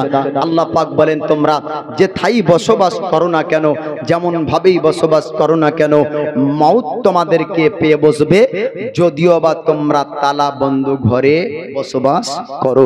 যদি আমরা মজবুত ঘর বানিয়ে নিই আমাদের জন্য, তবু এ দুনিয়ার ঘর আমাদেরকে রাখবে না। এই ঘর থেকে আমাদেরকে চলে যেতে হবে, এই জগৎ ছেড়ে আমাদেরকে কবরে যেতে হবে। তো আপনারা ওয়াজ শুনুন। আর বলার উদ্দেশ্য হলো, অন্তরকে পরিবর্তন করবেন না বাবা। আমার দয়ার নবীর সাহাবী নাম তার উসমান গানি, অর্থওয়ালা ছিলেন, ধনী ব্যক্তি ছিলেন, কিন্তু তার কালব আপনার পরিবর্তন খারাপ হয়নি। যখনই দয়ার মুস্তাফা উসমান গানিকে বলেছেন, তো দয়ার মুস্তাফার বলাতেই উসমান গানি ধন সম্পদ কোরবান করেছেন। জোরে বলুন সুবহানাল্লাহ। কোন মুসলমানকে যদি আল্লাহ পাক গরিব বানায়, তাহলে তার কালবকে যেন আলিয়ে সেরে খোদার মতন বানিয়ে দেয়। কোন মুসলমানকে যদি আল্লাহ অর্থওয়ালা সম্পদওয়ালা বানায়, তাহলে তার কালবকে যেন উসমান গানির মতন বানিয়ে দেয়। তবে এক মুসলমান আর এক মুসলমানের কাছ থেকে উপকার পাবে। জি, আর যদি আমাদের অন্তর পরিবর্তন করি, অহংকার গৌরব করি, ছোটদেরকে যদি ছোটর মতন দেখি, তাহলে উপকার একজনের কাছ থেকে আরেকজন পাবে না। আর প্রতিষ্ঠানগুলোকে আমাদেরকে লক্ষ্য করতে হবে, আল্লাহর রাহে আমাদেরকে দান করতে থাকতে হবে বাবা। তো যাই হোক, আপনাদের কবরে যদি যাওয়ার প্রয়োজন থাকে তো কবরস্থানে দিবেন, আর যদি দুনিয়াতে থাকেন তো কবরে দিবেন নিয়েছেন কেন? যেখানে থাকবেন সেখানকার জন্য সিট বুকিং করবেন, সিট সেখানকার জন্য বুকিং করবেন। যাবেন আপনি জাহাজে, ট্রেনের টিকিট কেটে কোনো লাভ হবে না। আপনি যদি কবরে যান তো কবরের টিকিট কাটবেন, আর যদি দুনিয়াতে সারা জীবন থাকেন তাহলে দেওয়ার প্রয়োজন নাই, ঘর ভালো করে বানাবেন। তো আল্লাহর পয়গম্বর হযরত মূসা কালিমুল্লাহ তিনি এবার এই ফেরাউনের রাজপ্রাসাদে, ফেরাউনের বাড়িতে আছেন এবং তিনার মায়ের কাছ থেকে দুধ পান করছে। বাল্যকালে ফেরাউনের গালে একটি থাপ্পড় মেরেছিলেন আপনার পয়গম্বর মূসা কালিমুল্লাহ। জোরে বলুন সুবহানাল্লাহ। ফেরাউন চিন্তা করলো, এত ছোট বাচ্চার থাপ্পড়ের তেজ এত যদি হয়, আমার মনে হয় রাজপ্রাসাদ তাবাহ করবে, ধ্বংস করবে এ বাচ্চা। আমান বলছে আমার সন্দেহ ঠিক হলো। আসিয়া বলেন, না আপনি কেমন কথা বলছেন, বাচ্চা ছেলের বুদ্ধি নাই তাই থাপ্পড় মেরেছে। আগুন জ্বালানোর পরে পরীক্ষা করা হলো, আল্লাহর পয়গম্বর মূসা কালিমুল্লাহ তিনি আপনার অন্যদিকে হাত দিতে যাচ্ছেন, কিন্তু আল্লাহ পাক আগুনের দিকে হাত নিয়ে যায়। কারণ ফেরাউনের চোখে দেখাতে চাই যে না এটা বাচ্চা ছেলের কাজ, কিন্তু বাচ্চার কাজ না। পয়গম্বর মূসা কালিমুল্লাহ বাল্যকাল থেকে নিয়ে শিরক, আপনার শিরকের প্রতিবাদ করেছেন। জোরে বলুন সুবহানাল্লাহ। আল্লাহর নবী পয়গম্বর মূসা কালিমুল্লাহর বয়স যখন আপনার 12 বছর হলো, 12 বছর বয়সকালে প্রকাশ্যে শুরু করলেন প্রতিবাদ করতে। আপনার মূর্তির পূজার অতিরিক্ত যখন বেড়ে গিয়েছিল, আল্লাহ স্রষ্টা প্রতিপালক একজন রব, এইটা আপনার বার্তা দিতে চাই মিশরবাসীর কাছে।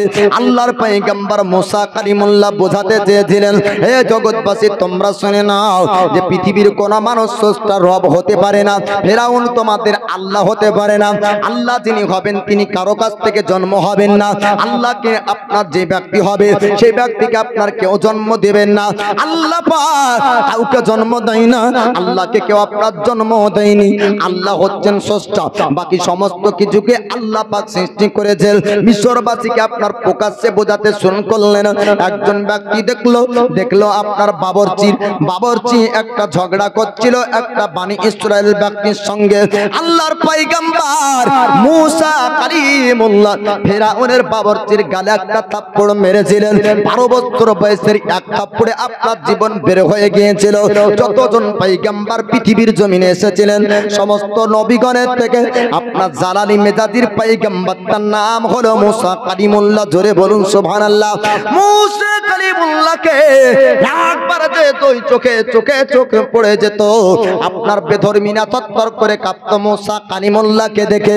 আল্লাহর পয়গম্বর মূসা কালিমুল্লাহ যখন এই খবর জানতে পারলো, ফেরাউনির আপনার জানার পরে বোঝার পরে আপনার মূসা কালিমুল্লাহকে কতল করার সিদ্ধান্ত নিয়েছে। যে ব্যক্তি আমার বাবরচিকে মেরেছে, চাহে ও বেশি যে ব্যক্তি হোক না কেন, তাকে কতল করতে হবে। মিশরের মধ্যে যখন এলান হয়ে গেল, আল্লাহর পয়গম্বর মূসা কালিমুল্লাহ 30 বছর বয়সে যখন আপনার এই আসামি তদন্ত তখনও চলছিল, আল্লাহর নবী মূসা কালিমুল্লাহ 30 বছর বয়সে মিশর থেকে মাদিন বলে একটা জায়গা আছে, ওই জায়গাতে আপনার চলে যায়। যাওয়ার পর একজন পয়গম্বর, তার নাম হলো শুআইব আলাইহিস সালাম। শুআইব আলাইহিস সালামের বাড়িতে আপনার 10 বছর ছিলেন।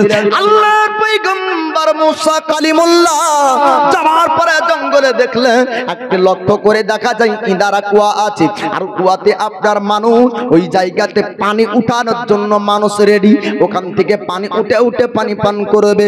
মূসা কালিমুল্লাহ পিপাসী অবস্থায় ছিলেন, পানি পান করার আপনার প্রয়োজন আছে। আল্লাহর পয়গম্বর মূসা কালিমুল্লাহ দাঁড়িয়ে রইলেন, পানি তারা উঠাচ্ছে, মূসা কালিমুল্লাহ দেখছেন, আর পাশে 2 জন রমণী পর্দার আড়াল করে আপনার ঘোড়া নিয়ে দাঁড়িয়ে আছে। এই 2 জন মহিলা কে বাপ শুনবেন? মূসা কালিমুল্লাহ দাঁড়িয়ে আছেন পানি পান করার জন্য। 2 জন রমণী মহিলারা, 2 জন মহিলা ও ব্যক্তিদের সামনে যায় না যারা পুরুষ আর মহিলা একসঙ্গে পানি উঠাচ্ছে। এই মহিলারা দাঁড়িয়ে রইলেন, আল্লাহর পয়গম্বর মুসা কালিমুল্লাহ দেখলেন সবাই পানি উঠাই, পুরুষ ব্যক্তিরা পানি উঠাচ্ছে, মহিলারা পানি পান করে, পুরুষরা পানি উঠায়, ঘোড়ারা পানি পান করে, মানুষ পানি উঠায়, উট পানি পান করে, কিন্তু দুটো ঘোড়া আর দুইজন মহিলা একটা সাইডে দাঁড়িয়ে আছে, এরা পানির নিকটে আসে না। কারণ কি? মুসা কালিমুল্লাহ পূর্ণ ঘটনাটাকে আপনারা দেখতে থাকলেন। আল্লাহর পয়গম্বর মুসা কালিমুল্লাহ দেখলেন পানি পান করা হয়ে গেল, আপনার পানি নেওয়া হয়ে গেল। তারা সবাই যখন ইনারার কুয়ার কাছ থেকে চলে যায়, এই দুইজন মহিলা তারা যাওয়ার পরে ওই পড়ে থাকা বেঁচে যাওয়া পানিগুলা নিয়ে নিজে পান করেন আর তার ঘোড়াকে পান করায়। জোরে বলুন সুবহানাল্লাহ। আল্লাহর পয়গম্বর মুসা কালিমুল্লাহ যাওয়ার পর বললেন, আল্লাহর বান্দী একটু জানিয়ে দেন, সমরমণিদেরকে দেখলাম তারা তাদের সঙ্গে কাড়াকাড়ি করে পানি নিচ্ছিল, তোমরা কেন সেই জায়গায় যাও না? ওই আল্লাহর বান্দী তারা বলল, ওগো অপরিচিত ব্যক্তি, আপনার পরিচয় আমরা জানি না, তবে শুনুন শুনুন, আমার আব্বার কাছ থেকে শিক্ষা পেয়েছি যে পুরুষ ব্যক্তির কাছে অপরিচিত পুরুষ ব্যক্তির কাছাকাছি যেতে নয়। আমরা তার জন্য নিজেকে পর্দা রেখেছি, যেখানে হোড়াহড়ি হবে, যেখানে টানাটানি হবে, যেখানে কাড়াকাড়ি হবে, নারী পুরুষ এক জায়গায় আপনার কাছাকাছি হবে, ওই জায়গায় আমরা যেতে পাবো না।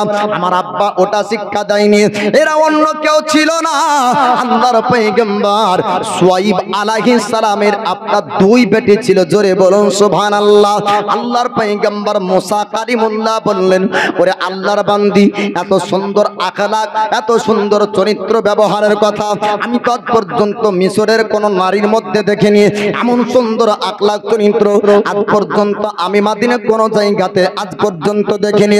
ওরে আল্লাহর বান্দি, তোমার আব্বার পরিচয় যদি একটু জানতে পারতাম ভালো হতো। এবার নারীরা আপনার কথা বলবে না, মহিলারা আপনার কথা বন্ধ করে দিলেন।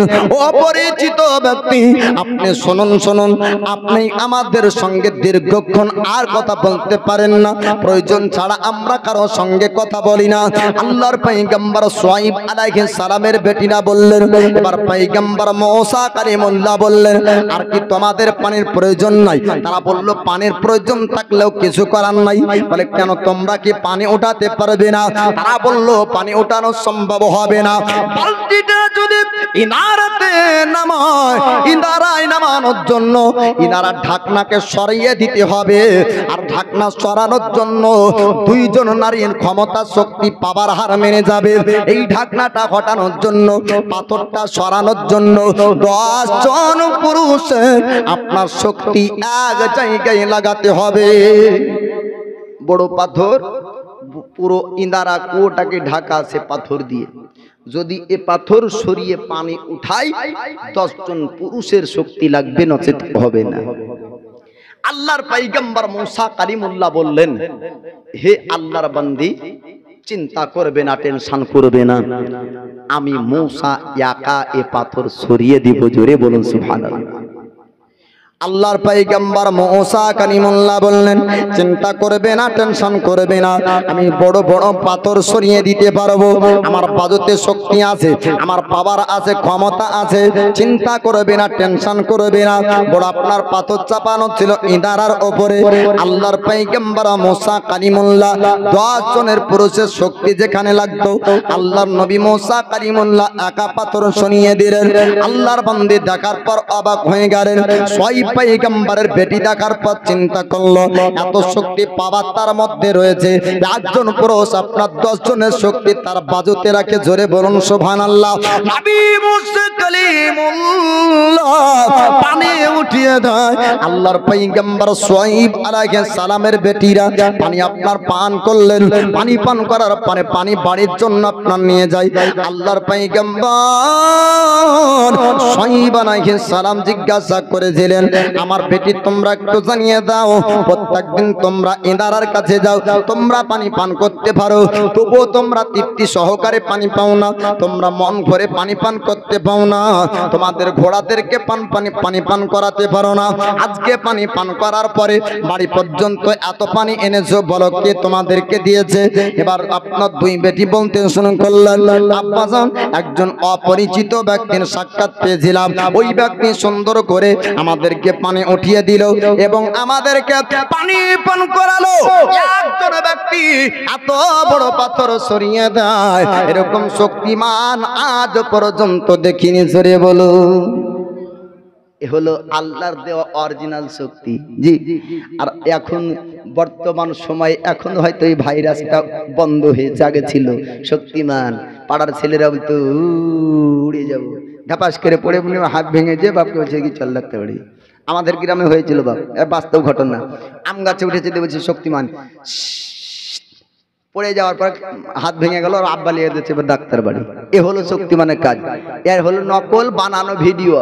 আর আল্লাহর পয়গম্বর মুসা কালিমুল্লাহর বাজুতে 10 জন পুরুষের শক্তি পাওয়ার এ হলো অরিজিনাল শক্তি। বা পাথর সরিয়ে পানি উঠালেন, এ যখন গুণের কথা আল্লাহর নবী শুআয়ব আলাইহিস সালামের কাছে বলেন, আল্লাহর নবী শুআয়ব আলাইহিস সালাম বললেন, বেটি রে, আল্লাহ পাক আল্লাহ তাআলা আমাকে জানিয়েছেন আমার উপর ওহী অবতীর্ণ হয়েছে, হে আমার পয়গম্বর শুআয়ব, তোমার নিকটে আমার একজন পয়গম্বর যাবে, নাম তার মুসা কালিমুল্লাহ। জোরে বলুন সুবহানাল্লাহ। শুআয়ব আলাইহিস সালাম বললেন, বেটি অপরিচিত ব্যক্তিকে দেখেছো, তার সুন্দর চেহারার নাকি একটু চেহারার সম্পর্কে জানিয়ে দাও, তার চেহারাটা কেমন দেখতে ব্যক্তি তার সেই ব্যক্তি ছিল। আল্লাহর পয়গম্বর শুআয়ব আলাইহিস সালামের বেটি বললেন, আব্বাজান, সুন্দর চেহারার অধিকারী, তার চোখ দিয়ে যেন নূর চমকাচ্ছিল, তার চোখ দিয়ে যেন আলার জ্যোতি বের হয়ে আসছিল, তার বাজুতে এত আমরা শক্তি দেখলাম, আখলাক চরিত্রের মধ্যে সুন্দর আখলাক দেখতে পেলাম, আমাদের সঙ্গে খুব আদবের সহিত কথা বলেছে। আল্লাহর পয়গম্বর শুআয়ব আলাইহিস সালাম বলেছিলেন, বেটি চিন্তা করো না, অন্য অপরিচিত ব্যক্তি না, অপরিচিত ব্যক্তি না, ইনি হবেন আল্লাহর মাহবুব বান্দা, আল্লাহর পয়গম্বর। জোরে বলুন সুবহানাল্লাহ। আল্লাহর পয়গম্বর মুসা কালিমুল্লাহকে ডাকার জন্য আপনারা পাঠিয়ে দেয়। 2 জন বেটিকে বললেন, বেটি রে, ওই মুসা কালিমুল্লাহকে আমার কাছ পর্যন্ত আনতে হবে, আমি শুআয়ব দেখতে চাই। আল্লাহর আরেকজন পয়গম্বর আমার যুগে আছে, আমি সেই ব্যক্তিকে একবার দেখব। একই যুগে আরেকজন পয়গম্বর ছিলেন হারুন আলাইহিস সালাম। বনি ইসরাইলের মধ্যে 72 দলে বিভক্ত হয়েছিল, সবথেকে আপনার পয়গম্বর নবী বনি ইসরাইলের মধ্যে বেশি এসেছিল, কিন্তু না না, তবুও বনি ইসরাইলরা আপনার হিদায়াত পেয়েছিল না। আল্লাহ পাক আল্লাহ তাআলা মুসা কালিমুল্লাহকে শুআয়ব পয়গম্বরের যুগে পাঠিয়েছিলেন, হারুন আলাইহিস সালামকে একই যুগে আপনার পাঠিয়েছিলেন। মুসা কালিমুল্লাহ আল্লাহর পয়গম্বর, তিনি ওই ইনারার কাছে আছেন। এবার আল্লাহর নবী শুআয়ব পয়গম্বর 2 বেটি চলে যায়, যাওয়ার পর আপনার সালাম কালাম করলেন আর বললেন, ও আল্লাহর প্যারা বান্দা, ও আল্লাহর বান্দা, আপনাকে একটু আমাদের বাড়িতে যেতে হবে, আপনাকে একটু দাওয়াত দিতে যাই, আমার আব্বা আপনার সঙ্গে সাক্ষাৎ করতে চায়, আমার আব্বা আপনার সঙ্গে কথা বলতে চাই, একটু চলুন চলুন চলুন। এবার সঙ্গে করে নিয়ে আপনার চলতে শুরু করলেন আল্লাহর পয়গম্বর শুআয়ব আলাইহিস সালামের কাছে। শুআয়ব পয়গম্বরের কাছে যাওয়ার পরে সালাম আপনার কালাম হয়ে গেল। আল্লাহর নবী শুআয়ব আলাইহিস সালাম বললেন, ও মুসা, তোমার পরিচয় একটু জানিয়ে দাও। মুসা কালিমুল্লাহ বললেন, আমি তো একজন পাপীর ঘরে আমি বড় হয়েছিলাম, পাপীর ঘরে 30 বছর পর্যন্ত ছিলাম। মানে কার ঘরে তুমি ছিলে?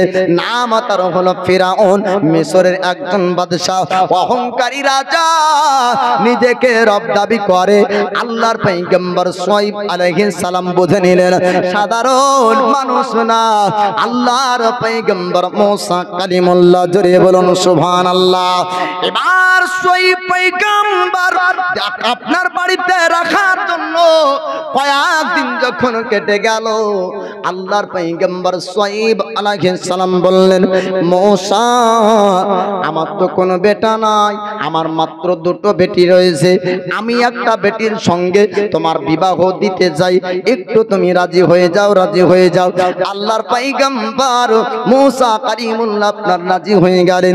আল্লাহর নবী মুসা কালিমুল্লাহর মানে আপনার মুসা কালিমুল্লাহ 10 বছর পর্যন্ত শুআয়ব আলাইহিস সালামের বাড়িতে আপনার থাকলেন। 10 বছর বাড়িতে থাকার শর্ত রইল। শুআয়ব আলাইহিস সালাম বললেন, ওগো মুসা, আমার বেটিকে বিবাহ করবে কিনা একটু জানিয়ে দাও। পয়গম্বর মুসা বললেন, আপনার বেটিকে বিবাহ করব, কারণ আপনার বেটির আখলাক চরিত্রের মধ্যে আপনার ত্রুটি নাই। পৃথিবীর মানুষ এখন বিবাহ দিতে গেলে আপনার আখলাক চরিত্র ব্যবহার দেখে না, ওয়ার্তওয়ালা টাকাওয়ালা যদি ছেলে পাইতো ভালো, ঠিক না? টাকাওয়ালা যদি হয়তো ভালো, বিয়ে দেওয়ার আগে দেখতে চাই ব্যবসা বড় আছে না নাই, চাকরি ভালো আছে না নাই, জমি কবে গে আছে, বাড়ি ঘর কেমন আছে, কিন্তু আগে দেখে না মুখে দাঁড়িয়ে আছে কিনা, সৎ পথে চলে কিনা, হালাল রুজি উপার্জন করে কিনা, নামাজ পড়ে কিনা, তার মধ্যে তাকওয়া আছে কিনা, এগুলো আপনার যাচাই না করে বিয়ে দেয়। পরবর্তীতে বলে হুজুর একটা তাবিজ দেন, বেটির ঘরে সুখ নাই, ঠিক না? এগুলো হয় ভাই, এগুলা যাচাই করে যদি দেন তাবিজের প্রয়োজন হবে না। আল্লাহর পয়গম্বর মুসা কালিমুল্লাহ বললেন, আমার উপর কি কি সত্য দিতে চান একটু জানিয়ে দেন। আল্লাহর পয়গম্বর শুআয়ব আলাইহিস সালাম বললেন, ওগো পয়গম্বর মুসা, আমার বেটিকে যদি বিবাহ করতে চাও, যদি তুমি রাজি হয়ে যাও, আমার পক্ষ থেকে একটা শর্ত থাকবে। বলে কি শর্ত দিতে চান একটু শোনান। 10 বছর তোমাকে আমার বাড়িতে থাকতে হবে। আল্লাহর পয়গম্বর মুসা কালিমুল্লাহ রাজি হয়ে গেলেন। 10 বছর শুআয়ব পয়গম্বরের ঘরে আপনার থাকলেন। শুআয়ব আলাইহিস সালাম একটা লাঠি দিয়েছিলেন। এই মুসা নবীর লাঠির কথা শুনেছেন না? লাঠির বহু কারামত দেখবেন, লাঠির বহু ক্ষমতা শুনেছেন, তবে শুনেন এই লাঠিটা দিয়েছিলেন হযরতে শুআয়ব পয়গম্বর আলাইহিস সালাম। জোরে বলুন সুবহানাল্লাহ। পয়গম্বর শুআয়ব আলাইহিস সালাম মুসা কালিমুল্লাহকে একটা আপনার লাঠি দিয়েছিলেন।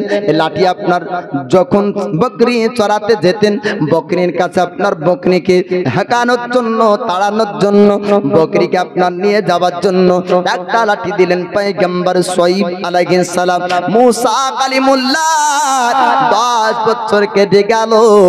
10 বছরে মুসা নবীর নবুয়তের প্রকাশ পেয়েছিল। জোরে বলুন সুবহানাল্লাহ। আমাদের নবীর নবুয়তের প্রকাশ 40 বছর বয়স আপনার হয়েছিল। মুসা কালিমুল্লাহ নবুয়তের প্রকাশ আপনার 40 বছর বয়সে হয়েছিল। অন্যান্য পয়গম্বরের আপনার নবুয়তের প্রকাশ কারো আপনার দেরিতে, কারো আপনার আগে হয়েছে। সবাই পৃথিবীর জমিনে আসার আগে পয়গম্বর ছিলেন, সবাই নবী হয়ে দুনিয়ায় এসেছেন। জোরে বলুন সুবহানাল্লাহ। নারে তাকবীর, নারায়ে রিসালাত, মাসলাকে আলা হযরত, মাসলাকে আলা হযরত হযরত কারি মাওলানা জাকির হোসেন রিজভী সাহেব। নারায়ে তাকবীর, নারায়ে রিসালাত। হযরত চলে এসেছেন। যাই হোক, হযরতকে বসে রেখে আলোচনা লম্বা করব না। তো নবুয়তের প্রকাশ মুসা কালিমুল্লাহ এবার আল্লাহ পাকের সঙ্গে কথা বলতে শুরু করেন। জোরে বলবেন না সুবহানাল্লাহ। আমরা আল্লাহর বান্দা, আল্লাহর সঙ্গে কথা বলেছি। কথা বলেছেন? বলেননি। আল্লাহকে দেখেছেন কেউ? দেখেছেন? কেউ দেখেননি? হ্যাঁ, আল্লাহকে দেখা যায়, দেখতে পাওয়া যাবে না। না করে মাথা লড়াচ্ছেন কেন বাংলাদেশিদের মতন? বাংলাদেশিরা বলছে যে কি তাফসিরে রুহুল বায়ানের 14 পৃষ্ঠাতে আছে, কথা বলেন ঠিক কিনা? তো সবাই বলছে ঠিক, কারণ সবার মনে হয় তাফসিরে রুহুল বায়ান পড়া আছে নাকি। ওদের অভ্যাসী ওই বাপ যাই বলবে কথা করেন ঠিক কিনা, তো ঠিক। তো বাপ আমাদের ইন্ডিয়ার মুসলমান খুব হুঁশিয়ার, তাই না? সব কথাতে মৌলবি তুমি যতই লড়াও আঙ্গুল, হু হা বলা লোক আমরা নাই। সুবহানাল্লাহ বলতে বললেই তো 6 বার বললে বলিনি, নেকি পাওয়া যায় জানার পরেও। আল্লাহু আকবার নারায়ে তাকবীর দিলেও তো দিই না। আর আপনি আমাদেরকে যে ঠিক বলাবেন, মাথা হালকা করে লড়ে ছেড়ে দেব, ঠিক বলা লোক আমরা নাই। তো একবার পুরো মাজমার শয়তানকে তাড়িয়ে দিয়ে তাকবীরের ধ্বনি লাগাতো, নারায়ে তাকবীর, আল্লাহু আকবার, নারায়ে রিসালাত, ইয়া রাসূলুল্লাহ, নারায়ে তাকবীর। আরো জোরে, নারায়ে তাকবীর, আল্লাহু আকবার, নারায়ে রিসালাত। সিদ্দিক, ফারুক, উসমান, হায়দার, চারজন সাহাবা সবচেয়ে বেহতর। সিদ্দিক, ফারুক, উসমান, হায়দার, চারজন সাহাবা সবচেয়ে বেহতর, কারণ তাদের দিলে আছে আল্লাহর পয়গম্বর। জোরে বলবেন না সুবহানাল্লাহ। কারণ তাদের দিলে আছে আল্লাহর পয়গম্বর। নারায়ে তাকবীর, আল্লাহু আকবার, নারায়ে তাকবীর, আল্লাহু আকবার, নারায়ে রিসালাত, ইয়া রাসূলুল্লাহ। দেখা দাও ওগো ওগো নবীজি, তোমারি দিদারের আশায় আমরা আছি। দেখা দাও ওগো ওগো নবীজি, তোমার দিদারের আশায় আমরা আছি। দু চোখ জোড়ে, দু চোখ জোড়ে দেখবো পয়গম্বর। নারায়ে তাকবীর, আরো জোরে চিৎকার করে নারায়ে তাকবীর, আল্লাহু আকবার, নারায়ে তাকবীর, আল্লাহু আকবার, নারায়ে রিসালাত। লাগবে লাগুক তীর তলোয়ারের আঘাত, তারপর থাকবে নবীজির রিসালাত। বলেন ইনশাআল্লাহ। দুনিয়ার কোন আঘাতের ভয়ে ছাড়বেন বাপ? নবীর রিসালাতের ধ্বনি উচ্চারণ করবেন না? কোন ওয়াহাবি বাধা দিলে বন্ধ হবে? বন্ধ হবে না বাপ। নবীর রিসালাত থাকবে। তাই বলছে লাগবে লাগুক তীর তলোয়ারের আঘাত, তারপর থাকবে নবীজির রিসালাত। লড়বো মরবো বলবো পয়গম্বর, লড়বো মরবো বলবো পয়গম্বর। নারায়ে তাকবীর, আল্লাহু আকবার, নারায়ে তাকবীর, আল্লাহু আকবার, নারায়ে রিসালাত, ইয়া রাসূলুল্লাহ। জলসা জুলুস করিব হাজারবার, দরুদ সালাম পড়িব বারবার। বলেন ইনশাআল্লাহ। জলসা জুলুস করিব বারবার, দরুদ সালাম পড়িব হাজারবার। জ্বলবে জ্বলো ওয়াহাবীরা বারবার, জ্বলবে জ্বলো ওয়াহাবীরা বারবার। নারায়ে তাকবীর, আল্লাহু আকবার, নারায়ে তাকবীর, আল্লাহু আকবার, নারায়ে রিসালাত, ইয়া রাসূলুল্লাহ। দুশমনরা যতই দুশমনি করলো, দুশমনরা যতই দুশমনি করলো, ততবার সুন্নির মুখে আসিল নারায়ে তাকবীর, নারায়ে রিসালাত, ইয়া রাসূলুল্লাহ। জি বাপ, যতবার চেষ্টা করেছে রবিউল আউয়াল বন্ধ করব, ততবার আরো বেশি গাড়ি হয়েছে। জোরে বলবেন না সুবহানাল্লাহ। 20 বছর আগে বাড়ি বাড়ি এত যেমন হাড়িও ছিল না, 20 বছর আগে জুলুসের এত গাড়িও ছিল না। যত তাদের হাড়ি বেড়েছে, জুলুসে আমাদের গাড়ি বেড়েছে। জোরে বলবেন না সুবহানাল্লাহ।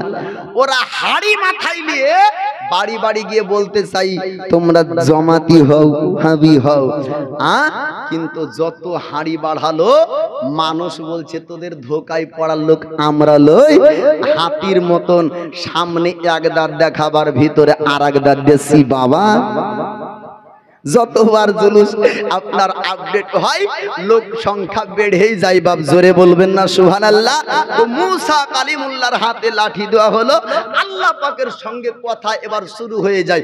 মুসা নবীকে বলা হয় কালিমুল্লাহ, আল্লাহর সঙ্গে কথা বলতেন। আল্লাহ পাক বলছেন মুসা তোমার হাতে ওটা কি? বলে লাঠি। বলে কি লাঠি? ওকে জমিনে ফেলো। জমিনে ফেলা হলো, বিরাট আকারের অজাগর সাপ তৈরি হয়। জোরে বলুন সুবহানাল্লাহ। এ অজাগর সাপে ফেরাউনের জাদুকরদের জাদুকে ধ্বংস করে দিয়েছিল বাপ। তারপরে অনেক ঘটনা থাকবে। আল্লাহ পাক বলবেন হে মুসা তোমাকে আমি পাঠিয়েছি নবী করে, যাও ফেরাউনের কাছে তুমি দাওয়াত দাও গা। ফেরাউনকে বলো গা এক স্রষ্টাকে বিশ্বাস করবে, এক আল্লাহর প্রতি ঈমান আনবে, নিজেকে খোদা দাবি করবে না। ফেরাউনের কাছে যাওয়ার পূর্বে মুসা কালিমুল্লাহ বলেছিলেন হে আমার স্রষ্টা প্রতিপালক রব, আমি যে ফেরাউনকে বোঝাবো আমার জবানের মধ্যে একটু মজা দাও। জোরে বলুন সুবহানাল্লাহ। জবানের আওয়াজকে সুন্দর বানিয়ে দাও, আমার আওয়াজ শুনে, আমার কথা শুনে যেন আমার কথাকে বুঝে। কেননা মুসা কালিমুল্লাহ জালালি মেজাজের ছিলেন এবং মুসা কালিমুল্লাহ বললেন আমি হারুন আলাইহিস সালামকে নিয়ে সঙ্গে যেতে চাই। কেননা হারুন আলাইহিস সালামের কথা শুনলে মানুষ তার কথা খুব মন দিয়ে শুনতো। এক একজনের কথা খুব ভালো হয় না বোঝানো, বা তার কথার মধ্যে মজা থাকে। তাই বলে কি মুসা নবীর মধ্যে ছিল না? হ্যাঁ ছিল বাবা। তবে আরেকটি রিওয়ায়াতের কিতাবের মধ্যে আছে মুসা কালিমুল্লাহ আপনার যখন বাল্যকালে ওই আগুনের দিকে হাত দিয়েছিলেন, ওই সময়তে আগুনের তাপ পাওয়ার পরে জিহুব্বাতে লাগিয়েছিলেন, তাই জিহুব্বা কিছুটা জ্বলে গিয়েছিল, তাই কথার মধ্যে একটু অসুবিধা হতো। আল্লাহ পাক আল্লাহ তাআলা ওটা জবান ঠিক করলেন এবং হারুন আলাইহিস সালামকে দিলেন। মুসা কালিমুল্লাহ যাবার পরে ফিরাউনকে চেষ্টা করলো, কিন্তু না। আল্লাহর কোরআন বাকারার মধ্যে আল্লাহ পাক বলেন যার তকদিরে, যার আপনার কপালে, যার কপালে আপনার চোখে আল্লাহ পাক মুহুর মেরে দিয়েছে, পটি মেরে দিয়েছে, তাকে যতই বোঝান সে বুঝবে না। তো ও ফিরাউনের নসিবে কুফর লেখা ছিল, ও কাফির, আপনার বুঝলো না এবং নিজেকে খোদা রব দাবি করাতে এত সৃষ্টি জগতের মধ্যে সবাই তাকে ঘৃণা করলো। ও দরিয়ার মধ্যে ডুবে গিয়েছিল, বহুদিন পর ওঠার পরেও পৃথিবীর জমিনে কিছুতে তার লাশ নেয়নি। জোরে বলবেন না সুবহানাল্লাহ। মাটিতে খাবে না, আগুনে পোড়াবে না, জলে ডুববে না। ও ফেরাউন কিয়ামত পর্যন্ত শুকটি পচা মাছ হয়ে থাকবে। জোরে বলুন। আল্লাহর প্যারা বান্দা হয়ে যাবেন, শুকটি না জিন্দা শরীর নিয়ে কবরে ঘুম পাড়বে। কিয়ামতের সকালে উঠবে, উঠার পরে বলবে এই তো ঘুমালাম, আবার কিয়ামত চলে আসলো। আল্লাহর নূরানি ফেরেশতা ঘুম পাড়িয়ে দিবে। আল্লাহ পাক আল্লাহ তাআলাকে আমরা যদি রাজি করি, এহ জগৎ ভালো, পরজগৎ ভালো।